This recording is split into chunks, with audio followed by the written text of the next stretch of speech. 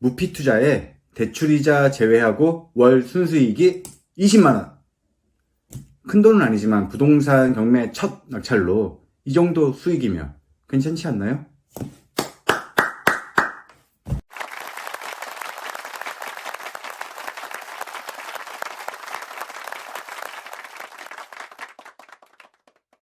안녕하세요. 오늘도 제 채널 클릭해 주시고 구독도 해 주실 것 같아서 미리 감사드립니다. 저는 신차장입니다. 오늘은 지난 영상에 이어서 저의 부동산 첫 낙찰 사례를 이야기할 건데요.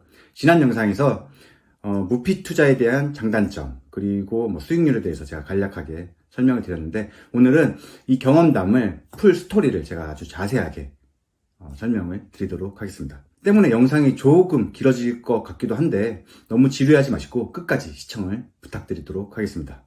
먼저 지난 영상에서 제가 낙찰 받는 과정은 설명을 드렸기에 생략을 하고요. 우선 이 빌라를 제가 선정하게 된 배경은 그 인천 서구 성남동이 그 성남역 인천 이제 2호선인가 그 지나가는 역인데, 거기에 이제 지하철 7호선이 연장이 돼요. 그 역과. 그래서 이제 환승역이 되는 거죠. 7호선이 좀 좋은 노선이잖아요. 강남을 가는 황금 노선 중에 하나인데, 그 교통 호재가 있어서 아마 지금쯤 거의 공사가 마무리 단계인가? 잘 모르겠는데 요즘 확인 안 해봐서. 아무튼 한 내년쯤에 아마 개통을 할 거예요. 그런 호재 때문에 제가 이 지역 빌라를 유심히 봤었고요. 경매 물건으로. 그래서 낙찰을 받게 되었습니다.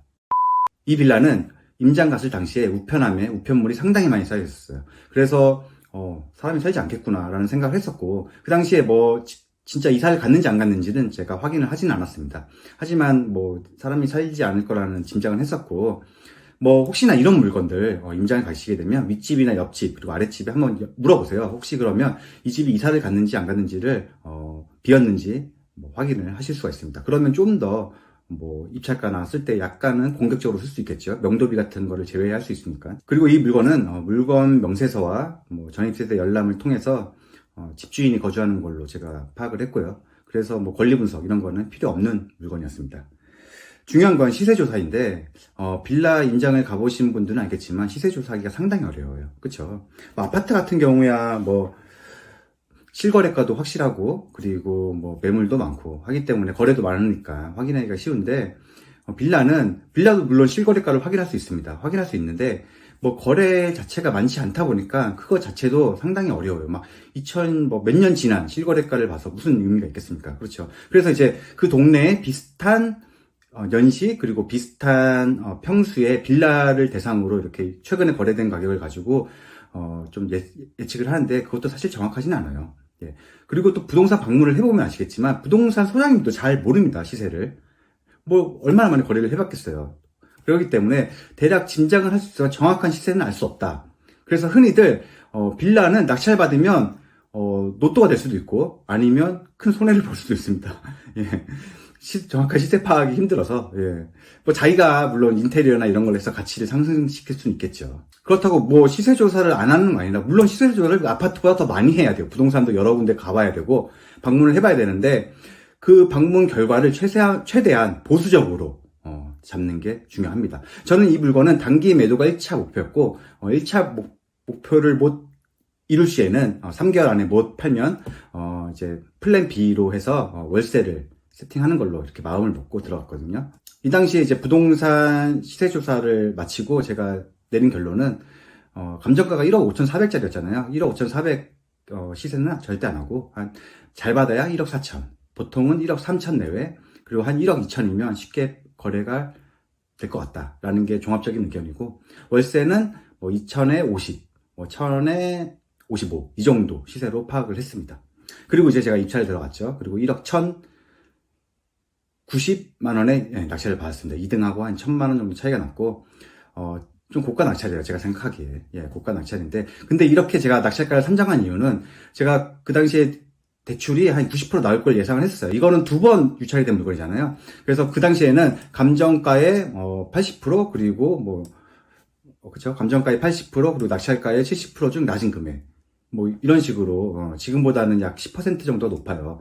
지금 아마 이렇게 안 나올 거예요.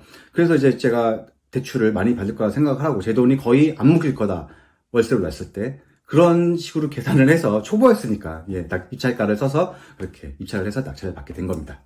그리고 정정할게요. 아까 제가 감정가의 90%라고 했나요? 감정가의 80% 그리고 낙찰가의 90% 중에 낮은 금액으로 대출이 나왔었습니다. 이 당시에는. 그래서 제가 낙찰가의 90%가 더 낮잖아요. 워낙 유찰이 많이 된 물건이고 제가 72%에 받았으니까. 그래서 낙찰가의 90%까지 대출을 받을 수가 있었던 겁니다. 수협에서 받았고요. 제가 3% 이율로 받았습니다. 자, 대출 얘기를 간단하게 해드리면요.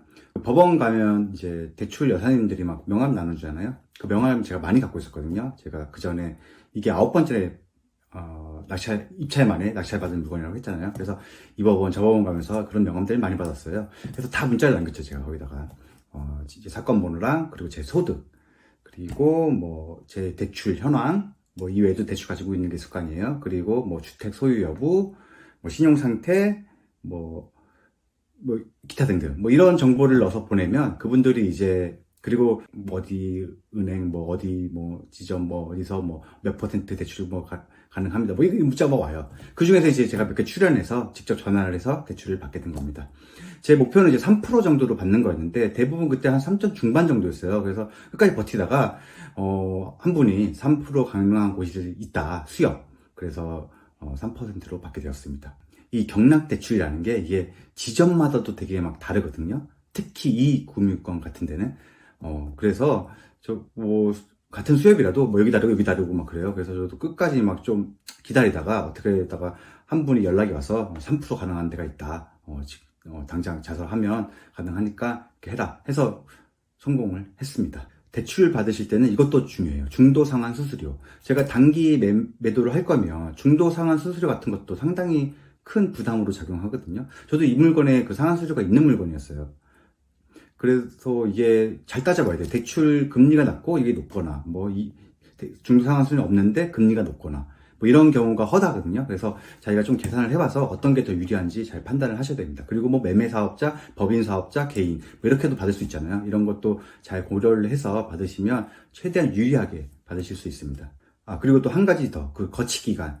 거치 기간이라는 게 이제 이자만 내는 기간이잖아요. 예, 이것도 좀 월세 세팅을 해서 장기간으로 좀 가져갈 거면 최소 2년 이상이 있으면 좋겠죠. 왜냐면 뭐 거치 기간이 없거나 1년이면 바로 그 이자랑 원금이랑 같이 갚아야 돼요. 뭐 원리금 상환, 뭐 원금 상환 두 가지 방법이 있잖아요. 자세한 건 뭐 제가 설명을 안 할게요.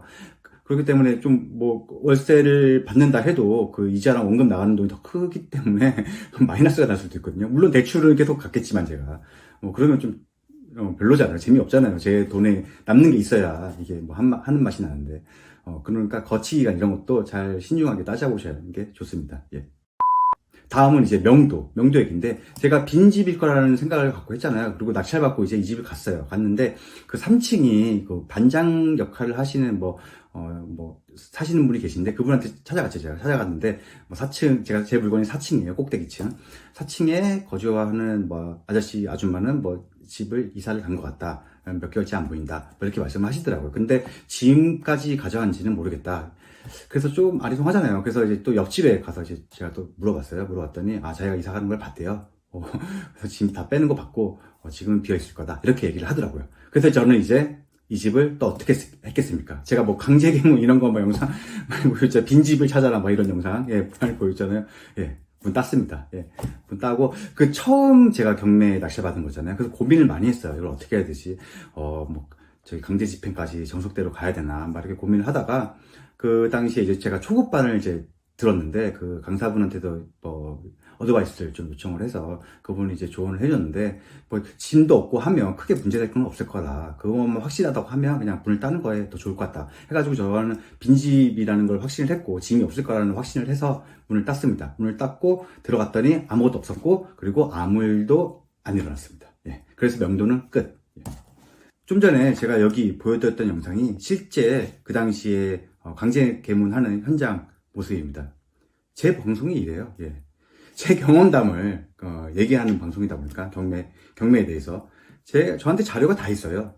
그렇기 때문에 저는 그냥 있는 그대로 진짜 모든 걸 다 말씀드릴 수 있다. 한치의 거짓과 오차도 없이. 이게 장점 아니겠습니까?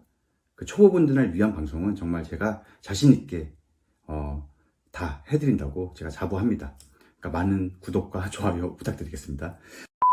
자, 명도 이제 끝났고요. 자, 이제는 집을 내놔서 이제 팔아야겠죠. 예, 저는 이 집을 처음에 단기 매도를 목표로 했어요. 그래서 1억 4천에 예, 우선은 좀 내놨어요. 뭐 어느 정도 조정이 될 거란 예상은 했지만 그렇게 해서 이제 주위에 많은 부동산에 집을 내놨는데 잘 안 팔리더라고요. 빌라가 진짜 안 팔려요. 예, 지금도 내놨습니다. 사실 제가 이제 2년 돌아서 거의 만기거든요. 좀 있으면. 그래서 지금도 내놨는데 진짜 보러 오는 사람 조금 있는데 그래도 다행인 게 진짜 팔기가 힘듭니다. 뭐 가격을 조금 더 낮춰야 될 것 같은 그런 상황이에요. 그래서 한 3개월 이자가 점점 부담이 되잖아요. 그래서 내놓다가 이제 전월세로 좀 돌려야겠다 생각을 했어요. 그래서 전세는 아니고 월세로 제가 2천에 50에 내놨는데 이거는 내놓자마자 거의 뭐 한 2, 3일 만에 그 주에 그냥 주말에 거래가 됐어요.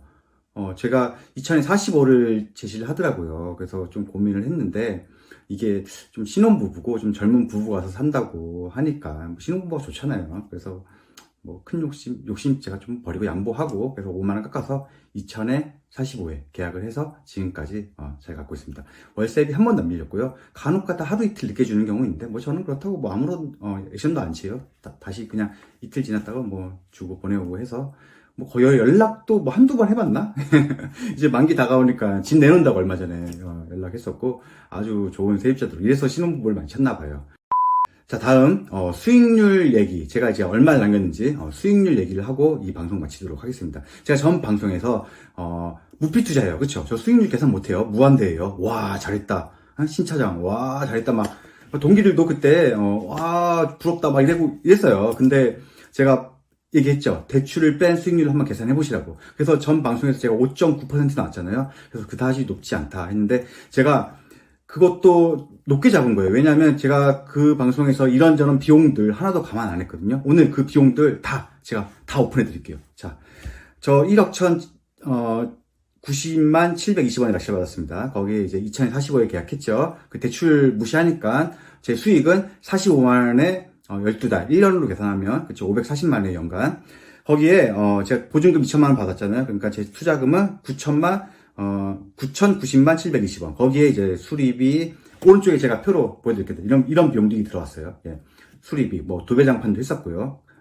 그리고 뭐, 강제기문한데도 비용도 다 보여줄게요. 다 들어간 비용 모두 계산해서, 그 중개수수료, 그리고 저 3개월 동안 집 안 팔렸잖아요. 그 이자, 예? 이런 것도 계산해야 돼요. 이자, 그리고 제일 큰 취등록세, 그리고 법무비, 그리고 뭐, 이런 비용들을 넣어서, 그래서 제 총 투자금은 9천만 원이 아닌 9,500만 원이 좀 넘죠.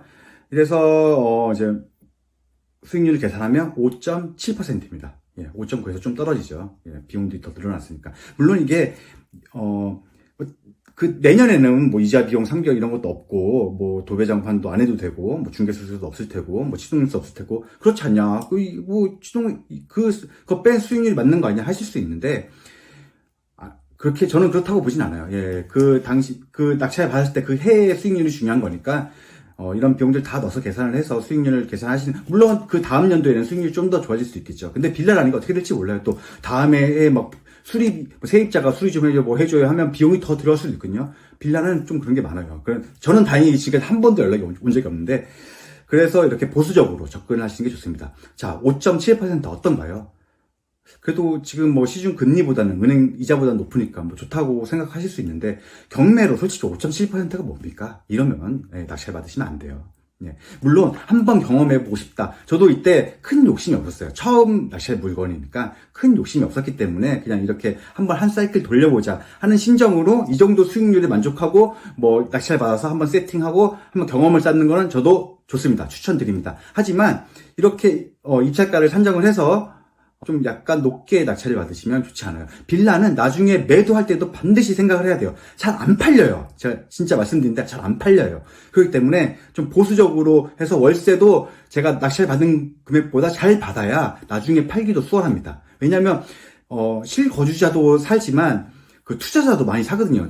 빌라 같은 경우는. 그래서 월세를 좀 높게 제가 낙찰 받은 것보다 높게 받아야, 저는 사실 월세가 그렇게 높지가 않아요. 그래서 좀 잘 안 팔리는 이유도 있기 때문에 그런 것까지 고려를 해서 낙찰을 받으시기 바랍니다. 간혹 정말 제가 유튜브나 뭐 이런 데서 보면 강사들 막 얘기하는 거 보면 진짜 뭐 이런 거 저 다 빼고 그냥 뭐 얼마 남았다, 뭐 계약도 안 했어요 아직. 근데 뭐 얼마 남았으니 축하해줘라, 막 박수 치고 막 이러고 있어요. 그 박수 받고 제가 장담하는데 그 한두 번 그냥 이거 처리해보고 다음에 경매에 떠납니다. 진짜 그렇게 낚시를 받으면. 예? 수익률도 막 그렇게 그런 식으로 계산하면 안 돼요. 막 무피 투자 플러스 피 투자 막 박수 치고 이러시면 안 된다고요. 박수는 나중에 수익 났을 때 박수 치고 예? 낙찰을 잘 받으셔야 돼요. 빌라 같은 경우는 특히 예? 좀 싼 맛에 빌라 많이 하잖아요. 처음에 뭐 자본금도 제가 종잣돈도 별로 없어서 그럴 때 잘 조사해서 좀 보수적으로 접근해서 많이 찔러보면 빌라 낙찰 받을 수 있습니다. 아파트보다 훨씬 쉬워요. 낙찰 받기.